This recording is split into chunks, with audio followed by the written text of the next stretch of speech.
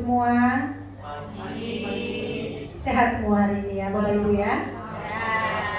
Ya, baiklah Bapak Ibu, yang kita mulai saja kegiatan pada pagi hari ini. Yang saya hormati Ibu Kepala SMA Negeri 4 Bandar Lampung, yang dalam hal ini diwakili oleh Ibu Dr. Asnawati selaku Waka Kesiswaan SMA Negeri 4 Bandar Lampung. Yang saya hormati 2 CGP hebat SMA 4 yang merupakan 2 guru hebat yang dimiliki oleh SMA 4. Dan tentunya saya hormati Bapak Ibu Dewan Guru yang telah berkenan hadir dalam kegiatan pada pagi hari ini. Bismillahirrahmanirrahim. Ya, puji syukur kita panjatkan kehadirat Allah Subhanahu wa taala karena pada pagi hari ini kita diberikan kesempatan untuk dapat berkumpul di ruangan ini bersama-sama untuk belajar bersama Bapak Ibu, untuk sharing bersama Bapak Ibu, untuk meningkatkan kualitas dan juga kompetensi kita Bapak Ibu sebagai guru-guru hebat yang tentunya akan memberikan warna yang lebih baik untuk SMA 4 Bandar Lampung. Kemudian tidak lupa kita sanjungkan salawat serta salam kepada Nabi besar junjungan kita Muhammad SAW. Semoga kita semua mendapatkan syafaatnya hingga yaumil akhir nanti. Bapak Ibu yang saya hormati, pada pagi hari ini kita berkumpul dalam rangka kegiatan diseminasi aksi nyata untuk modul 1.4 mengenai budaya positif dalam program pendidikan guru penggerak angkatan 9 tahun 2023. Dalam hal ini 2 rekan kita, guru hebat kita, Bapak Septiono Eskom dan juga Ibu Siti Nur Hasanah SPD telah membuat sebuah karya tentang budaya positif, dan akan kita sama-sama simak nantinya apa sih sebenarnya yang dimaksud dengan budaya positif dan apa sebenarnya yang harus kita lakukan agar memang budaya positif ini dapat kita laksanakan dan implementasikan.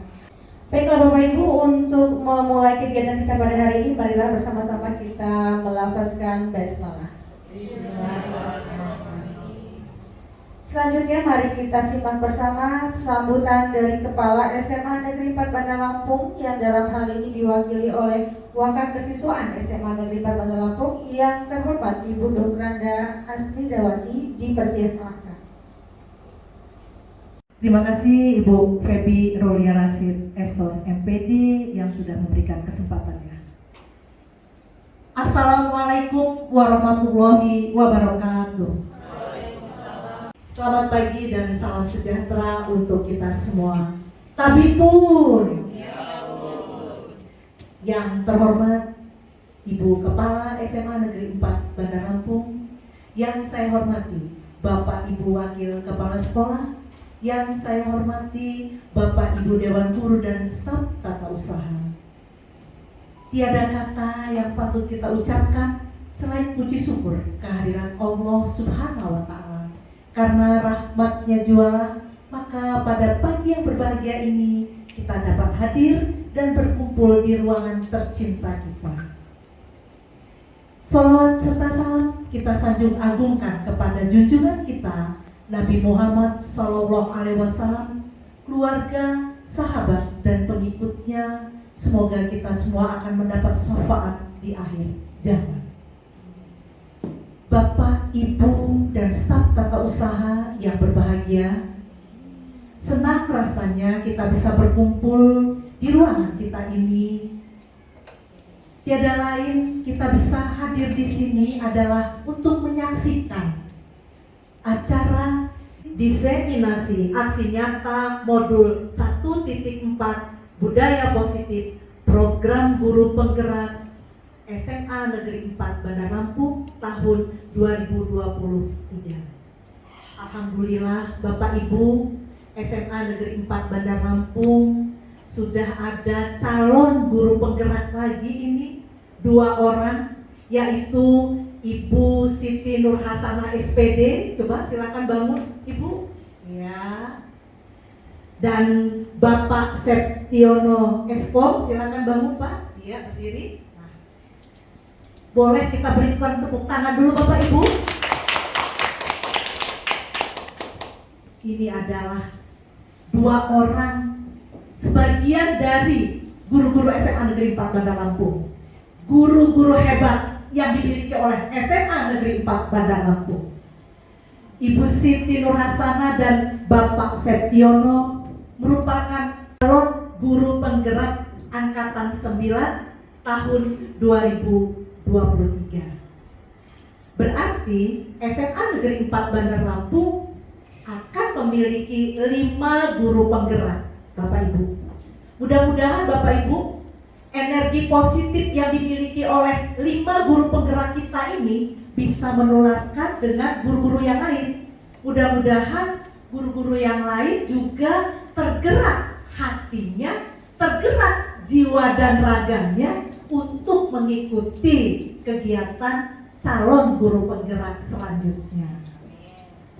Yang kita harapkan dari Ibu Siti Nurhasana, Bapak Septiono, dan guru penggerak yang sudah terdahulu, mudah-mudahan SMA Negeri 4 Bandar Lampung ini pendidikannya lebih berkualitas lagi sehingga bisa menyamakan dengan SMA-SMA unggulan lainnya yang khususnya ada di Provinsi Lampung. Insya Allah bisa sejajar dengan tingkat nasional. Amin ya Rabbal Alamin. Bapak Ibu sudah hadir di sini memberikan dukungan kepada kedua calon guru penggerak kita. Mudah-mudahan apa yang Bapak Ibu sudah lakukan ini merupakan amal ibadah Bapak Ibu semua yang akan dicatat oleh Allah Subhanahu wa Ta'ala. Bapak Ibu dan Dewan Guru yang sudah hadir di dalam mengikuti kegiatan diseminasi aksi nyata modul 1.4 program positif dari calon guru penggerak kita ini. Mudah-mudahan saja ini akan dilanjutkan lagi, tidak hanya berhenti sampai di sini, itu harapan kami dari pihak sekolah. Tidak berhenti sampai di Ibu Siti Nurhasana dan Pak Septiono, tapi nanti akan dilanjutkan lagi dengan ibu-ibu guru dan bapak-bapak guru yang lainnya yang masih berpotensi. Masih banyak guru-guru SMA Negeri 4 Bandar Lampung yang muda-muda. Kalau kami mungkin khususnya saya sudah telat, gak bisa lagi diadakan ini. Jadi cuma bisa memberikan dorongan dan semangat saja kepada Bapak dan Ibu semua. Baiklah Bapak Ibu, mudah-mudahan dengan kegiatan ini selalu memberikan motivasi yang baik, motivasi yang positif untuk kita semua dan anak didik kita. Terima kasih atas kehadirannya. Mohon maaf apabila ada salah ucap dan sikap kurang berkenan dari saya. Sekali lagi juga mohon maaf apabila saya tidak bisa mendampingi Ibu Siti Nurhasana dan Bapak Septiono untuk sampai terakhir kegiatan ini karena ada kegiatan yang lain yang harus saya ikuti. Saya akhiri. Wassalamualaikum warahmatullahi wabarakatuh. Terima kasih kepada Ibu Dr. Anda Asnawati yang telah memberikan sambutannya pada pagi hari ini, dan mudah-mudahan apa yang disampaikan beliau benar-benar dapat terlaksana oleh kita semua. Semangat guru-guru hebat untuk mengikuti program pendidikan calon guru penggerak selanjutnya. Ya, baiklah, dan dilanjutkan kegiatan selanjutnya yaitu penyampaian diseminasi yang akan disampaikan oleh 2 aset kita tentunya, 2 guru hebat kita tentunya, yaitu Ibu Siti Nurhasana dan juga Bapak Septiono. Dan kepada Ibu Dr. Asnawati dipersilakan apabila masih ada kegiatan lain boleh dipersilakan untuk meninggalkan ruangan, tetapi apabila memang tidak ada pekerjaan lain yang ingin dikerjakan, monggo dipersilakan untuk dapat mengikuti kegiatan ini sampai akhir nanti. Para Ibu dipersilakan.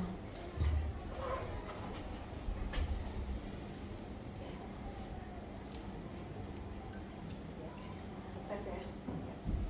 Ayo Ibu-ibu.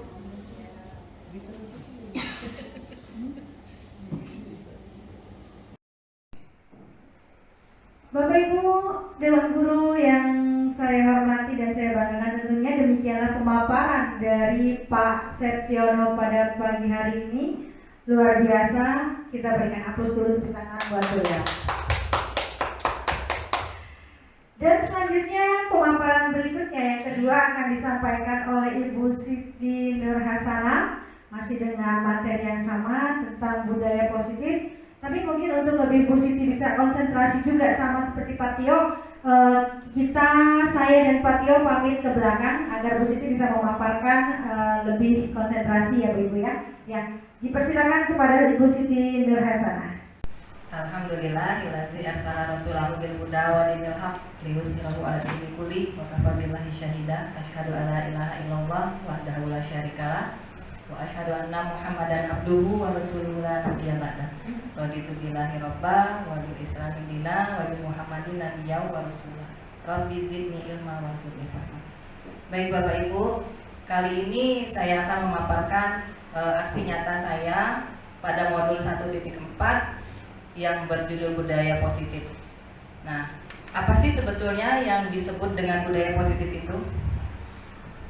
Gimana? Oke, betul. Budaya positif adalah nilai-nilai dan kebiasaan-kebiasaan di sekolah yang berpihak pada peserta didik agar mereka dapat berkembang menjadi pribadi yang kritis, penuh hormat dan bertanggung jawab. Oke. Nilai-nilai dan kebiasaan-kebiasaan ini perlu kita tanamkan sedari dini.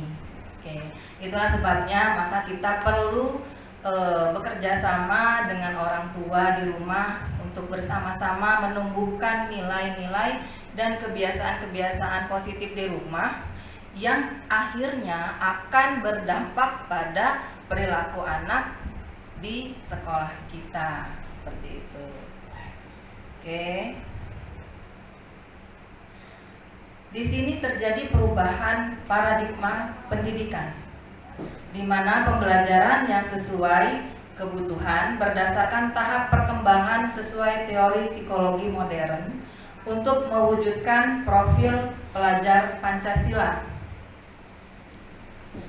Terjadi miskonsepsi antara teori kontrol, tentang teori kontrol maksud saya.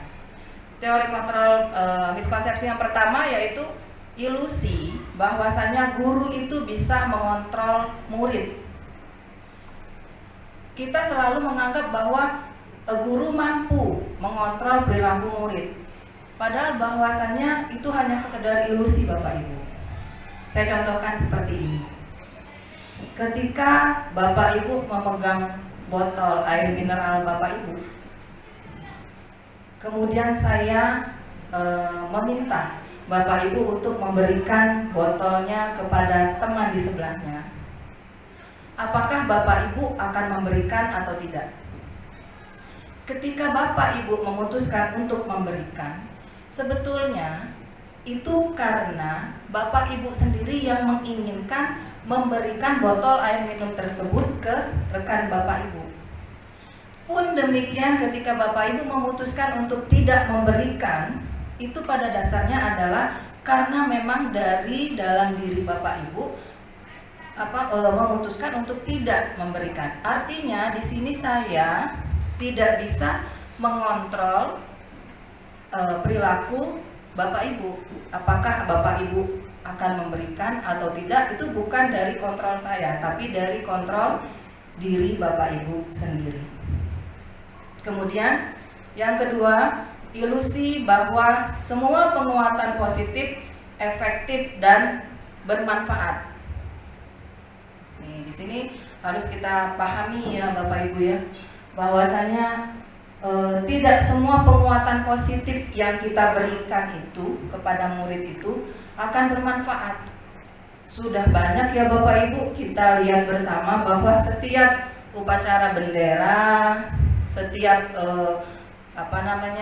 pada saat kultum, ceramah, pada saat Jumat yang ceria yang kita adakan itu yang berupa sholat duha bersama, itu kan selalu diselipkan nasihat-nasihat. Ketika upacara juga diselipkan amanat pembina upacara yang mengajak murid kita untuk selalu berperilaku positif. namun tetap ada saja murid kita yang berkelakuan negatif. Hal ini membuktikan bahwasanya penguatan positif itu belum tentu efektif pada murid-murid. Jadi itu merupakan sebuah ilusi. Yang ketiga, ilusi bahwa kritik dan membuat rasa bersalah mampu menguatkan karakter. Bapak Ibu, kita tidak bisa pungkiri bahwasanya ketika kita mendapatkan kritik akan sedikit menorehkan perasaan tidak enak di dalam hati kita. Sedikit banyak hati kita akan terluka dengan adanya kritik itu, walaupun kritik tersebut merupakan kritik yang membangun. Begitupun dengan psikologi anak. Ketika kita menyampaikan kritik kepada mereka, akan ada tercipta kesenjangan antara guru dan murid. Kenapa? Karena kritik itu akan menorehkan luka di hati murid-murid kita. Jadi pemberian kritik dan membuat rasa bersalah itu tidak bisa menguatkan karakter positif siswa. Seperti itu. Yang keempat, ilusi bahwa orang dewasa berhak memaksa. Jadi guru atau orang yang lebih dewasa berhak memaksa murid untuk melakukan tugas-tugas, untuk melakukan kewajiban-kewajiban. Itu merupakan suatu ilusi, Bapak Ibu. Intinya adalah bahwa mereka mengerjakan segala sesuatu itu harus berdasarkan niatan dari diri mereka masing-masing. Oke, baik, kita lanjut. Ini ada perubahan paradigma stimulus respon dengan pendekatan teori kontrol. Oke. Di mana paradigma yang pertama, ketika stimulus responnya mengatakan bahwa realitas kebutuhan kita sama. Padahal ternyata realitas kebutuhan kita ini tidak sama antara satu murid dengan murid yang lain. Ada murid yang mempunyai kebutuhan rasa disayang yang kurang. Ada murid yang kebutuhan ingin diakui yang kurang. Jadi kebutuhan murid kita berbeda-beda. Seperti itu. Ada juga untuk murid membutuhkan aktualisasi diri. Stimulus respon yang kedua, yaitu semua orang melihat hal yang sama. Padahal pada kenyataannya setiap orang itu memiliki pandangan yang berbeda-beda. Jadi setiap orang memiliki gambaran tentang suatu masalah itu dari sudut pandang yang berbeda. Seperti itu Bapak Ibu. Jadi ketika kita ingin menyamakan persepsi, kita harus melihat dari berbagai sudut pandang murid-murid kita. Seperti itu. Selanjutnya yang ketiga, paradigma stimulus respon, yaitu kita mencoba mengubah agar orang lain berpandangan sama dengan kita. Padahal kenyataannya pada teori kontrol, kita berusaha memahami pandangan orang lain tentang dunia. Ya, seperti saya jelaskan sebelumnya ya Bapak Ibu, bahwasanya kita harus melihat dari berbagai sudut pandang kacamata orang lain. Oke, yang keempat, dari stimulus respon, perilaku buruk dilihat sebagai suatu kesalahan.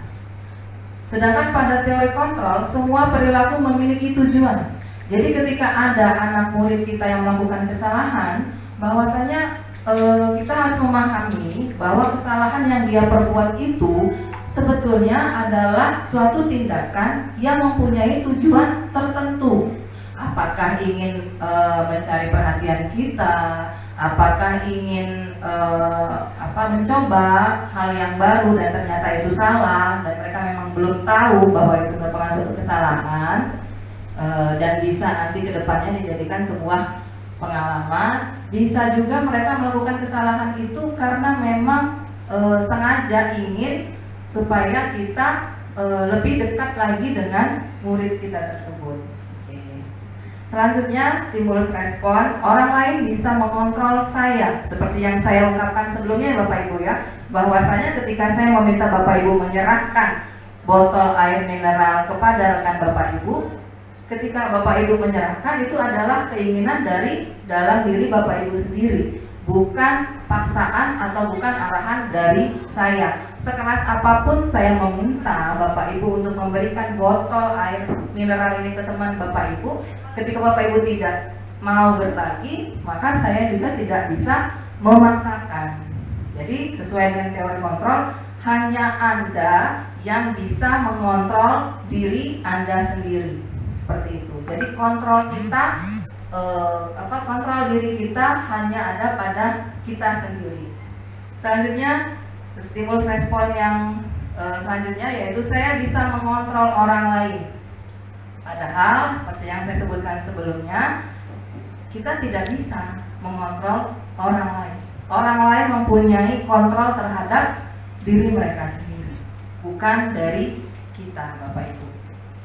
Selanjutnya, stimulus responnya adalah pemaksaan ada pada saat rujukan gagal. Jadi ketika kita merayu murid untuk melaksanakan suatu kegiatan positif, ketika mereka menolak dengan berbagai alasan, muncul ancaman-ancaman, muncul paksaan-paksaan, dan itu ternyata tidak sesuai dengan teori kontrol yang menyebutkan bahwa kolaborasi dan konsensus menciptakan pilihan-pilihan baru. Jadi kita menawarkan ke anak, kalau memang dia tidak bisa mengerjakan aktivitas positif yang A, kita akan menawarkan jadi aktivitas positif yang seperti apa yang bisa murid-murid kita lakukan, seperti itu. Jadi ada penawaran-penawaran baru, pilihan-pilihan baru.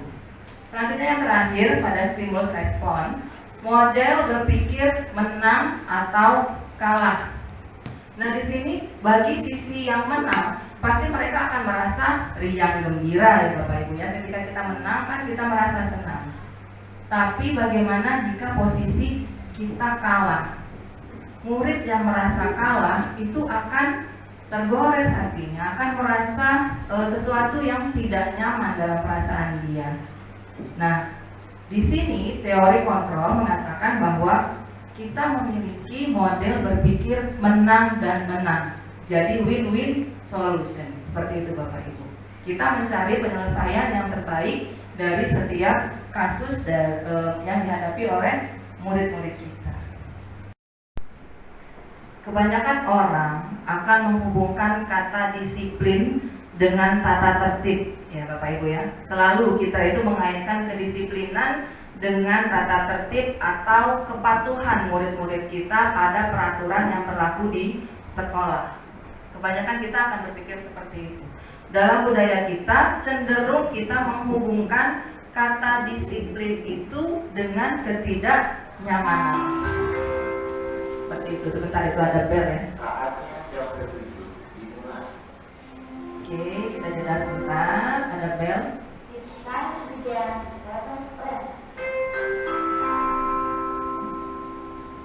Oke, baik, kita lanjutkan ya Bapak Ibu ya. Tadi ada bel sebentar.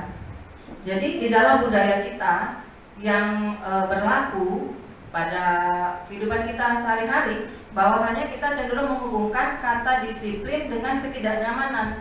Ketika murid melakukan kedisiplinan, mereka merasa terkekang. Nah, mereka merasa bahwa sebuah kedisiplinan itu merupakan peraturan saklek yang ketika dilanggar akan ada hukuman. Ketika dilanggar akan ada suatu ketidaknyamanan dalam diri murid kita. Dan itu jika berlangsung secara terus-menerus, maka psikologi murid kita akan membentuk yang namanya disiplin itu tidak mengasihkan.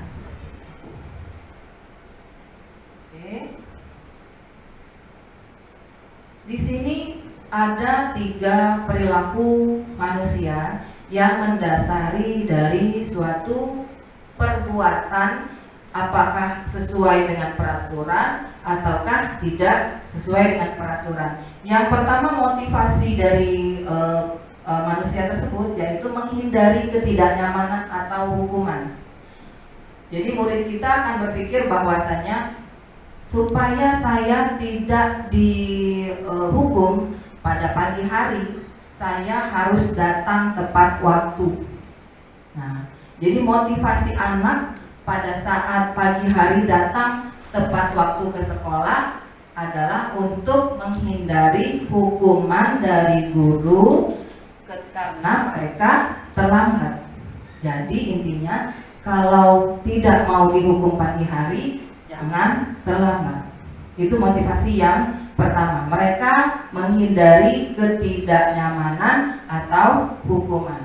Yang kedua, motivasinya itu adalah untuk mendapat imbalan, penghargaan, apresiasi dari orang lain. Sebutan anak rajin, sebutan anak baik, mungkin itu yang ingin mereka dapatkan. Seperti itu.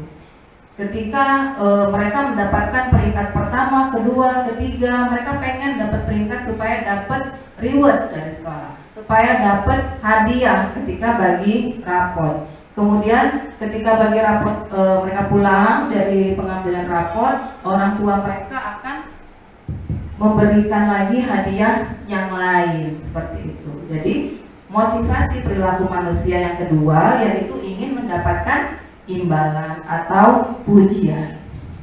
Nah, yang ketiga, untuk menjadi orang yang mereka inginkan, untuk menghargai diri sendiri dengan nilai-nilai yang mereka percaya.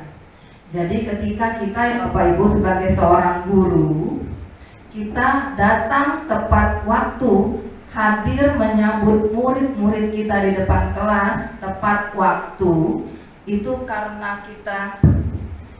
kita menghargai diri kita sendiri dengan nilai-nilai yang kita percayai. Misalkan nilai yang kita pegang itu adalah nilai ketepatan waktu, kita ingin menjadi teladan bagi murid-murid kita, kemudian kita ingin segala perilaku kita itu dicontoh dengan baik oleh murid-murid kita, maka kita memiliki motivasi yang ketiga. Dan motivasi yang terbaik dari perilaku manusia itu adalah, idealnya adalah motivasi yang ketiga. Jadi di dalam diri kita sudah tertanam nilai-nilai positif yang kita anggap yang kita pegang teguh seperti itu, dan kita ingin menjadi teladan bagi murid-murid kita. Oke.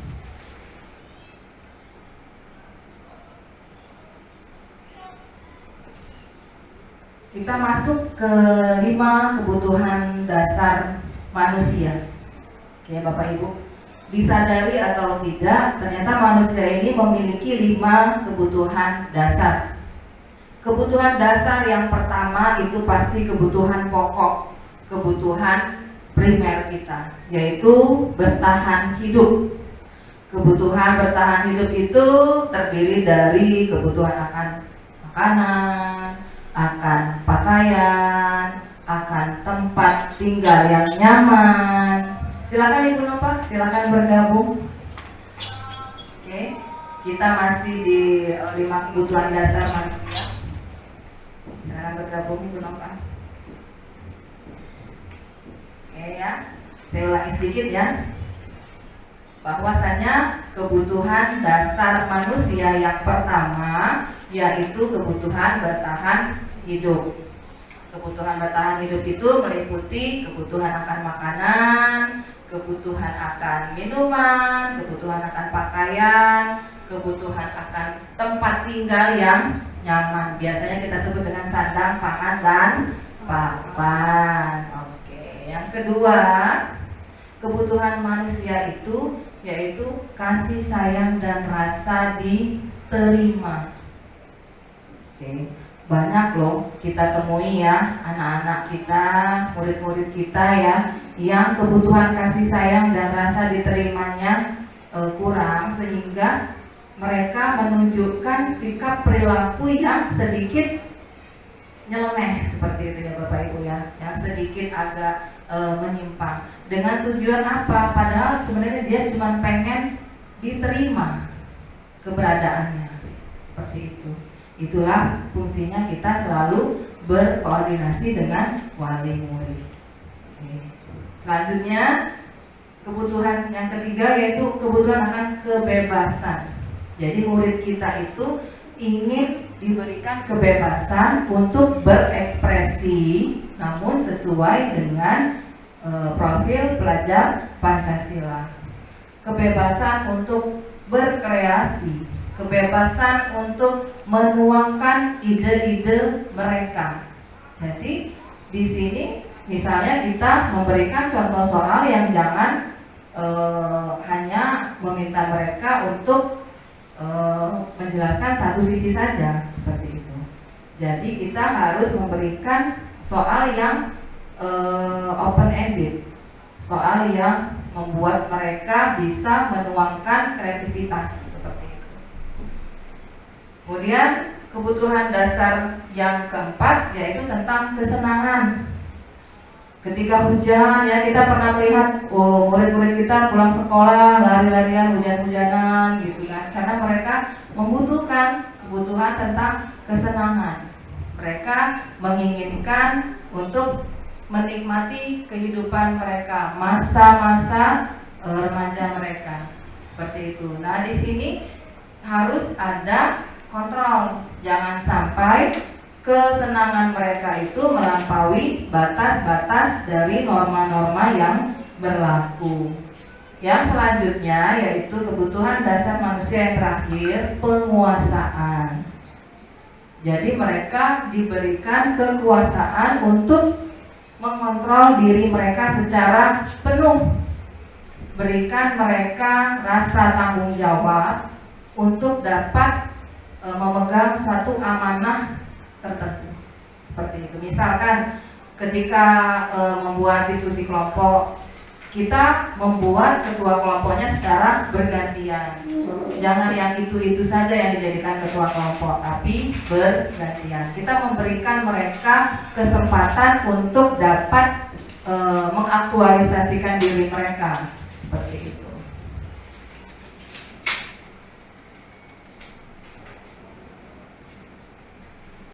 Sekarang kita membahas mengenai posisi kontrol kita sebagai seorang guru, ya Bapak Ibu ya.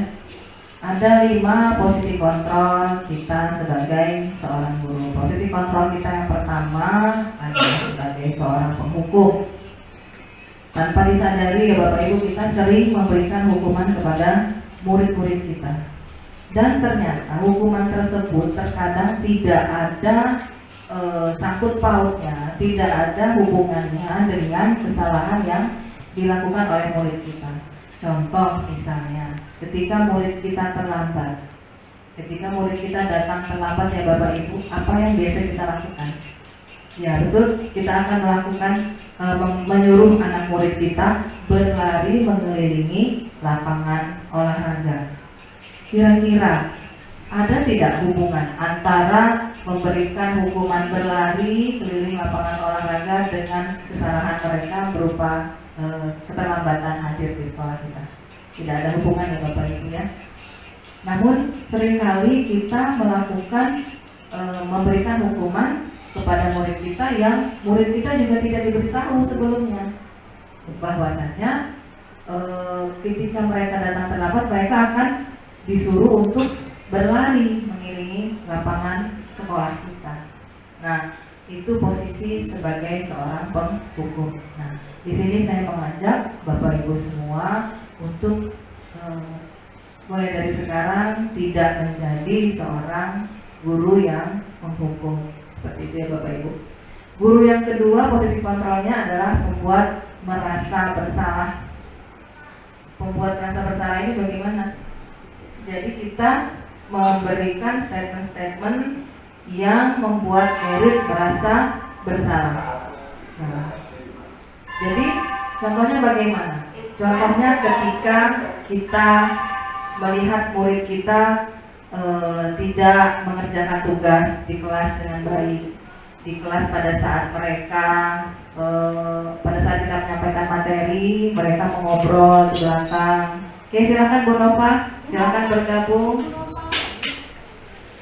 Bu Fatima, ya silakan bergabung. Oke, silakan bergabung ibu-ibu cantik.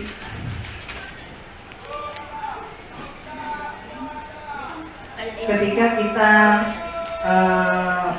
mengambil posisi kontrol sebagai pembuat rasa bersalah, kita akan berbicara kepada murid kita itu seperti ini, Bapak Ibu. Kenapa nak kamu ngobrol dalam kelas?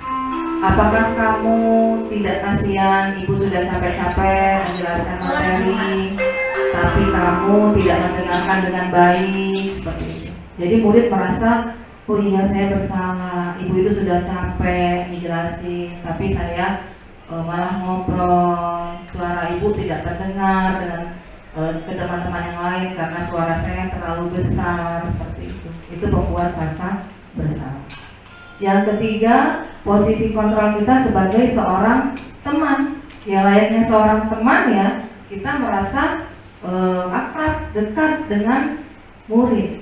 Namun pada efek sampingnya, ketika murid merasakan kita sebagai temannya, maka murid agak kurang menghormati kita, Bapak Ibu. Seperti itu.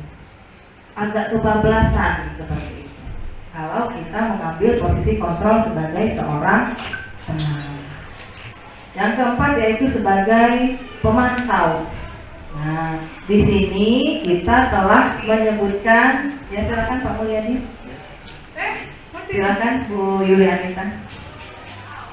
Nah, di sini kita memberitahu terlebih dahulu kepada murid-murid kita bahwasannya konsekuensi jika kita melakukan suatu kesalahan itu adalah seperti ini. Jika kalian terlambat, maka kalian harus menambah waktu untuk literasi. Jika kalian terlambat, kalian akan kehilangan waktu tadarus ya, maka kalian harus tadarus sendiri, seperti itu. Kita sudah menyampaikan terlebih dahulu konsekuensi-konsekuensi apa yang akan terjadi ketika murid melakukan suatu kesalahan. Dan ketika murid benar-benar melakukan kesalahan itu, maka kita akan mengingatkan datang terlambat konsekuensinya apa? Ya Bu, saya akan tadarus sendiri.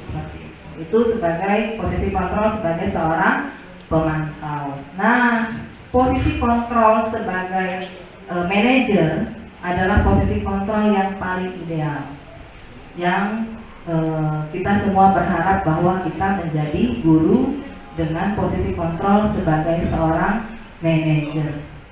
Di posisi kontrol sebagai manajer ini kita akan menerapkan restitusi, yaitu suatu penanaman motivasi intrinsik.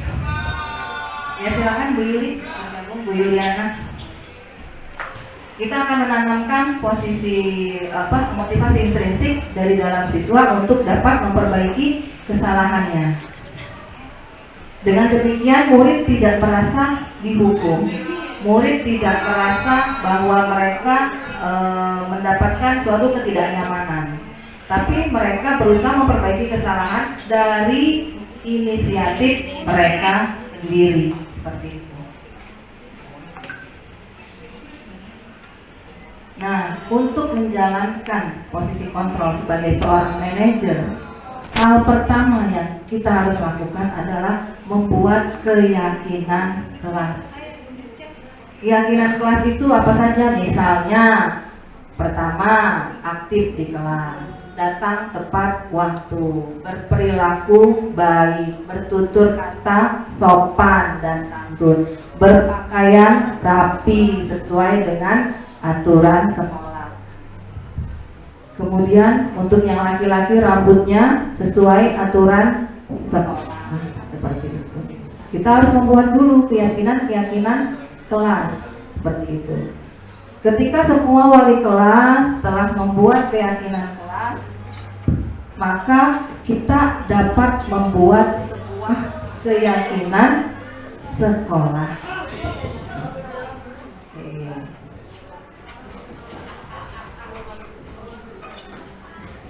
Nah, di sini ada 3 tahapan ya Bapak Ibu, segitiga restitusi.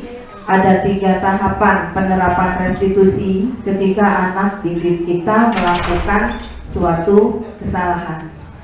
Yang pertama adalah kita menstabilkan identitas. kita meyakini bahwa setiap orang pasti pernah melakukan kesalahan. Setiap kita juga sebagai murid dulu zaman dahulunya pasti pernah salah seperti itu ya. Dan kita bisa memberikan penguatan kepada murid kita. Tidak apa-apa nak salah. Nah, ibu juga dulu pernah melakukan kesalahan yang seperti kamu. Karena pada dasarnya Bapak Ibu, ketika murid melakukan suatu kesalahan, sudah ada ketakutan dalam hatinya. Ketika sudah takut, anak murid cenderung akan berbohong ketika kita mendesak untuk bertanya, kenapa kamu terlambat, seperti itu kan. Mereka pasti akan berbohong, yang macet lah, yang pecah ban lah, yang sakit lah, seperti itu. Tapi ketika kita menstabilkan dulu identitas mereka, kita ajak ngomong baik-baik, tidak apa-apa nak terlambat nak, ibu juga dulu pernah terlambat. Nanti dia akan mengutarakan alasan yang sesungguhnya dia terlambat. Iya bu, ibu saya kemarin sakit, jadi saya harus merawat ibu saya misalnya. Atau iya bu, saya semalam bermain game sampai jam 12 malam, sehingga saya bangunnya kesiangan, saya baru bangun jam 7.15, misalnya seperti itu. Dan itu kan kita berhasil mengulik apa yang mereka alami seperti itu. Kita juga bisa mengatakan, kamu tuh bukan satu-satunya yang pernah melakukan hal ini, bukan kamu sendiri kok yang pernah terlambat. Banyak, ada juga guru-guru juga pernah juga melakukan kesalahan. Nah, itu tahap yang pertama. Nah, tahapan yang kedua yaitu menanyakan keyakinan. Waalaikumsalam, silakan Bu. Menanyakan keyakinan. Jadi ketika terlambat tadi, kan kita sudah membuat tuh keyakinan kelas ya. Yang pertama apa? Datang tepat waktu. Nah, ketika anak murid kita terlambat, kita bisa menanyakan, gak apa-apa nak terlambat, saya juga pernah terlambat. Nah, kira-kira keyakinan kelas apa yang kamu langgar? Nah, dari situ dia akan menyadari, oh iya bu, saya melanggar keyakinan kelas kita poin pertama, yaitu hadir tepat waktu. Nah, di situ kita menegakkan restitusi yang kedua. Restitusi yang ketiga yaitu validasi tindakan yang salah. Kita akan menanyakan, kamu tentunya punya alasan untuk melakukan hal tersebut. Kira-kira kenapa kamu terlambat? Baru dia akan berbicara, saya main game Bu. Ketika mereka sudah nyaman, mereka akan bercerita dengan sesungguhnya. Kemudian ada tidak cara yang lebih efektif untuk mendapatkan apa yang kamu butuhkan? Ada tidak waktu lain untuk kamu bermain game itu? Oh ada Bu. Kapan itu? Misalnya hari Minggu. Oke, baik. Berarti kamu setiap minggu saja main gamenya ya nak ya, supaya sekolahnya tidak terlambat. Kemudian bagaimana caranya sekarang untuk memperbaiki kesalahan kamu? Iya Bu, saya akan tidur awal waktu. Dengan cara saya juga akan bermain game pada saat hari Senin sampai Jumat, seperti itu. Oke Bapak Ibu, itu segitiga restitusi. Nah, di sini saya mengajak Bapak Ibu untuk dapat menyimak sebuah video dari Kementerian tentang praktik segitiga restitusi. Oke, silakan disimak Bapak Ibu.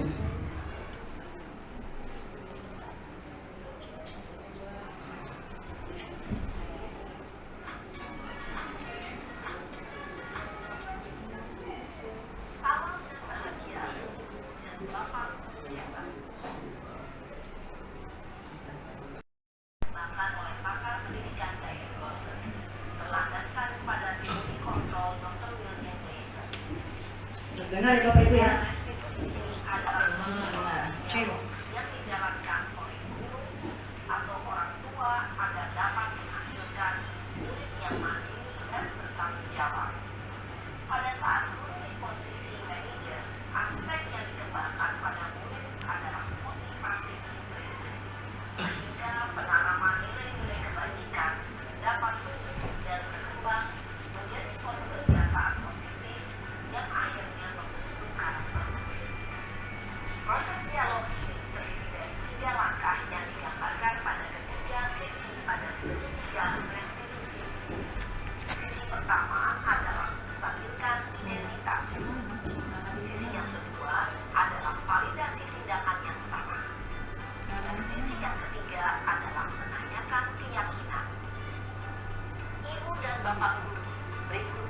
akan ditunjukkan bagaimana seorang guru berada dalam posisi manajer menggunakan penerapan segitiga restitusi.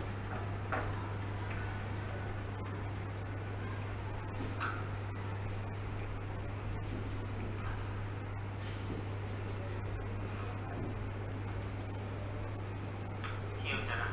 Ya, Pak. Sudah lama gak ketemu Sarah? Kenapa hari ini ada di sini? Kesel, Pak. Kesel banget. Masa aku dikatain tukang fitnah, Pak? Ya aku marah lah. Aku balik ngatain Eka di depan kelas. Kesel banget. Oh, begitu. Ya pasti kamu marah dan kesal. Bapak juga akan marah apabila ada yang menuduh Bapak seperti itu. Kemudian, pada saat itu, kamu melakukan apa? Ya saya langsung ngatain Eka lah, Pak. Kesel banget. Saya bentak-bentak dia depan teman-teman lain. Oh, begitu. Pasti kamu melakukan seperti itu karena suatu alasan tertentu, kan? Iyalah, masa saya diam saja, Pak?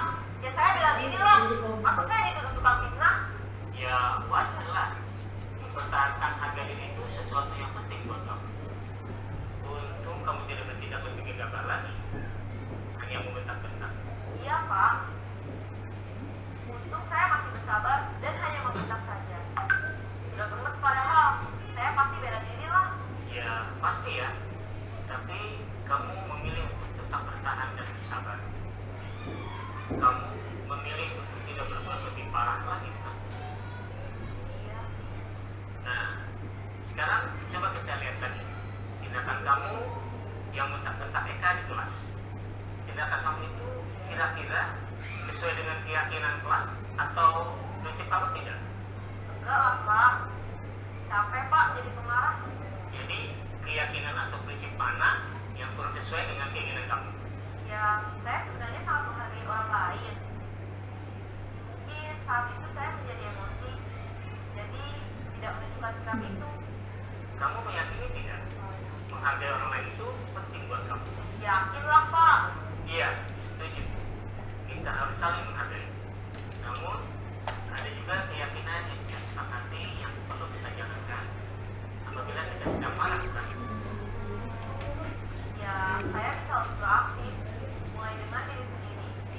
Saya bisa jadi lebih sabar, melakukan diri untuk berpikir mau apa selanjutnya. Kira-kira kamu bersedia memperbaiki masalah ini tidak? Sedia, Pak. Kalau kamu memperbaiki masalah ini, kamu akan menjadi orang seperti apa? Saya akan menjadi orang yang bertanggung jawab kali ya, Pak. Dan senantiasa proaktif. Iya. Menurut kamu, bagaimana rasanya menjadi orang seperti itu? Ya nyaman lah. Bangga bisa bersabar dan tahan. Baiklah kalau begitu. Yuk kita pikirkan bagaimana memperbaiki masalah ini.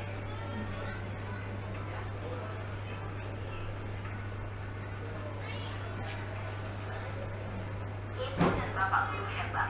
Baru saja kita menyaksikan contoh bagaimana seorang guru berada dalam posisi manajer menggunakan penerapan segitiga restitusi. Mari kita bahas satu persatu.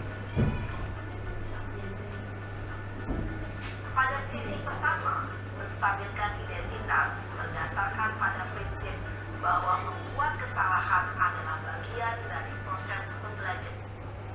Ya Bapak Ibu ya, itu tadi contoh ya dari penerapan segitiga restitusi yang dimana ada seorang murid gitu kan yang emosi ketika dia difitnah, sehingga ada upaya untuk mempertahankan harga diri seperti itu ya Bapak Ibu. Dan guru yang tadi yang kita saksikan bersama-sama berhasil gitu menyelesaikan sebuah permasalahan tadi tanpa menyakiti anak yang melakukan kesalahan tadi. Seperti itu. Nah, di sini beberapa hari yang lalu saya telah menerapkan segitiga restitusi pada murid kita. Sebentar saya tampilkan.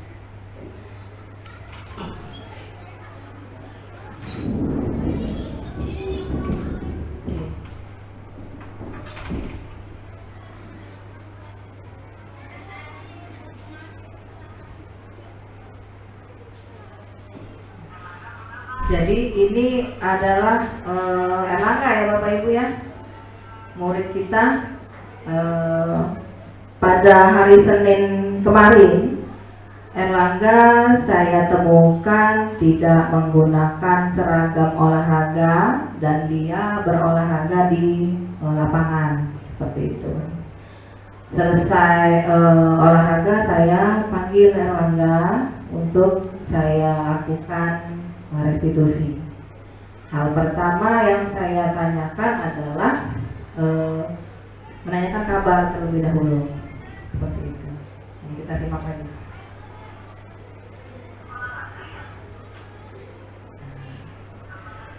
Kita ulang.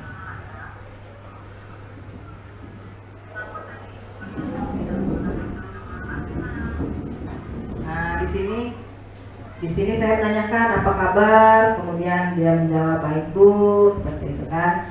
Kemudian Erlangga, saya tanya apakah hari ini olahraga, katanya iya, ada jam pelajaran olahraga. Kenapa Ibu lihat tadi Erlangga tidak memakai seragam olahraga? Erlangga menjawab bahwa dia lupa membawa seragam olahraganya. Lalu setelah itu saya menstabilkan identitas. Tidak mengapa jika terlupa, karena saya juga pernah kelupaan membawa peralatan sekolah pada saat saya sekolah dulu. Dan kasus seperti ini banyak ya Bapak Ibu ya kita temukan. Nah, jadi pada tahap validasi tindakan saya melakukan saya menanyakan kepada Erlangga kira-kira hal itu benar atau tidak kalau dia menggunakan seragam OSIS ketika olahraga, dan dia menyadari bahwa dia telah melanggar keyakinan kelas yang telah dibuat bersama. Selanjutnya tahapan yang ketiga yaitu menanyakan keyakinan kelas apa yang telah dia langgar. Ya, dia mengakui bahwa dia melanggar kedisiplinan tidak menggunakan atribut atau seragam sesuai dengan peraturan dari sekolah, seperti itu.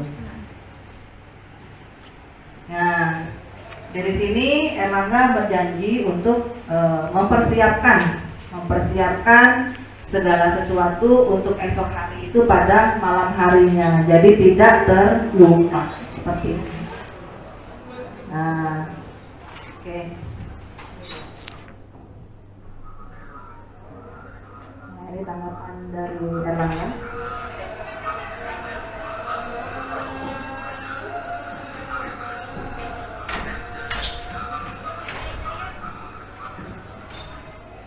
Erlangga senang karena dia diproses dengan cara yang baik, seperti itu. Oke, itu tadi kasusnya Erlangga. Erlangga tidak menggunakan seragam olahraga pada saat pelajaran olahraga. Nah, ini sekarang saya mau menunjukkan kasus yang kedua yang saya tegakkan restitusi di situ, yaitu Evander, Bapak Ibu. Evander Ahmad ya Bapak Ibu ya, kenal ya.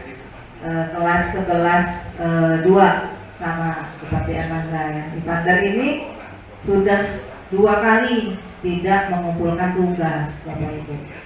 Jadi saya mengecek daftar nilai dan ternyata 2 kali Evander ini tidak mengumpulkan tugasnya. Nah, di sini saya menampilkan kembali ya Bapak Ibu ya.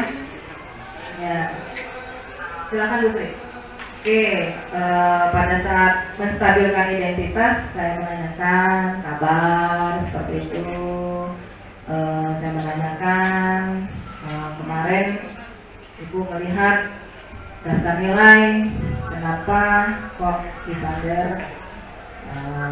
tidak tidak mengumpulkan tugas, 2 kali tidak mengumpulkan tugas.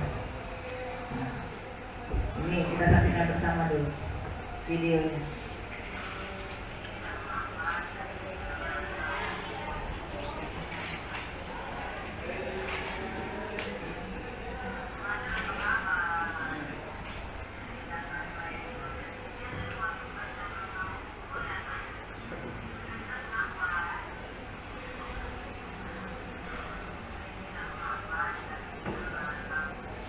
Jadi dia di sini mengungkapkan alasan dia itu adalah karena bukunya ketinggalan.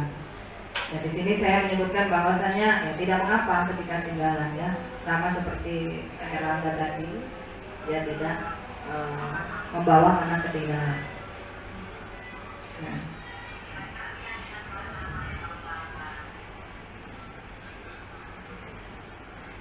Oke, jadi dia ketika ditanyakan keyakinan kelas apa gitu yang dilanggar seperti itu kan, apakah tindakan ini benar atau tidak? Dia juga menyadari bahwa tindakan yang dilakukan adalah tidak benar, tidak sesuai dengan keyakinan kelas yang telah dibuat sebelumnya seperti itu. Dan keyakinan yang dilanggar oleh Evander ini merupakan kedisiplinan dan tanggung jawab. Evander sudah paham akan hal itu. Nah, untuk pada tahap yang selanjutnya, Evander memberikan solusi untuk permasalahannya. Dia akan mengumpulkan dengan segera seperti itu. Ya Bapak Ibu, kita saksikan dulu.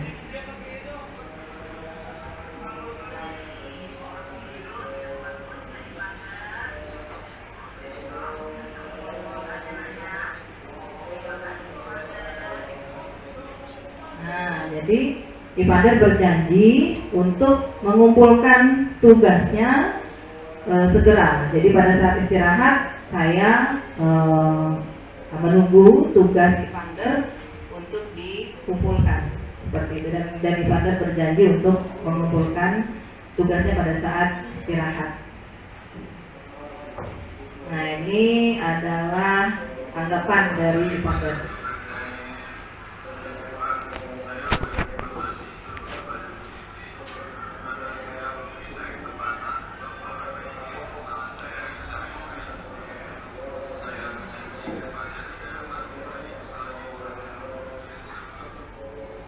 Jadi Evander merasa senang karena dia diproses dengan cara yang baik, tidak menyakiti perasaannya, tidak menjatuhkan harga dirinya, dan dia dapat diberikan kesempatan untuk memperbaiki kesalahan yang telah dia perbuat dengan cara yang baik. Oke, Bapak Ibu.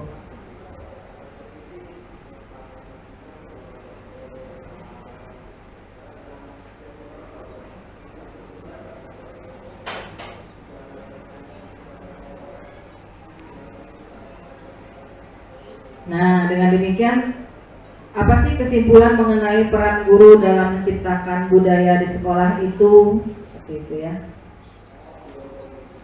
Seorang guru yang baik itu harus memiliki kemampuan dalam mewujudkan budaya positif di sekolah.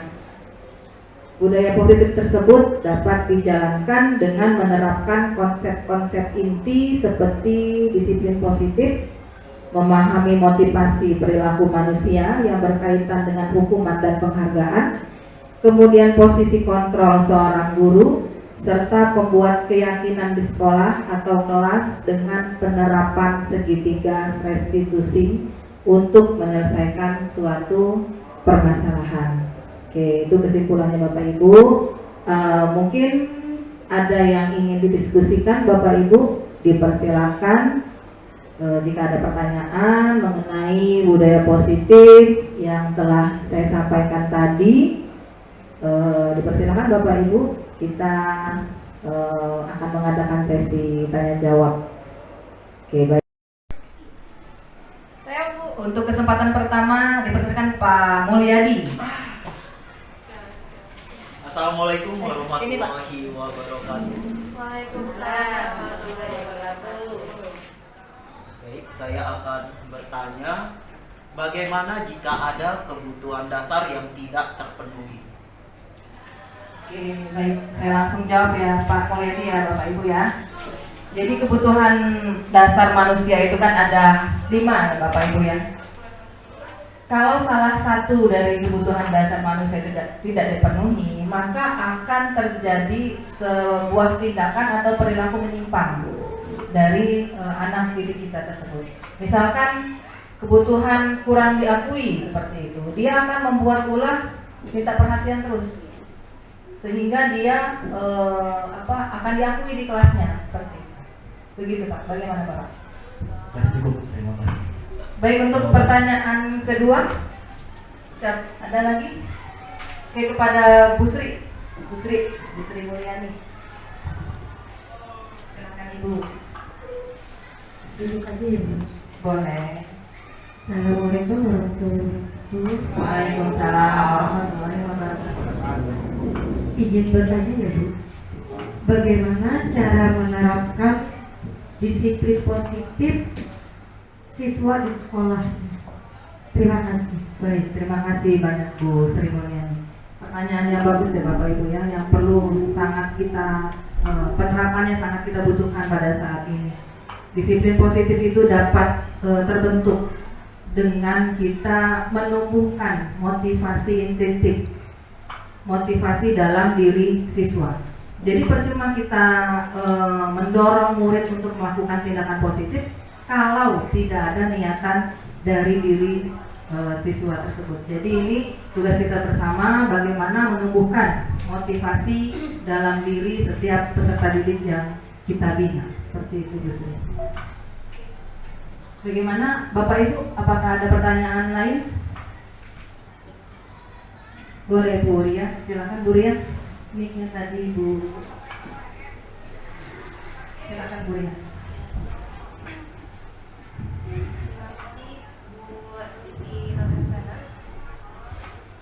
Tadi Bu Siti sudah menjelaskan mengenai penerapan dari restitusi.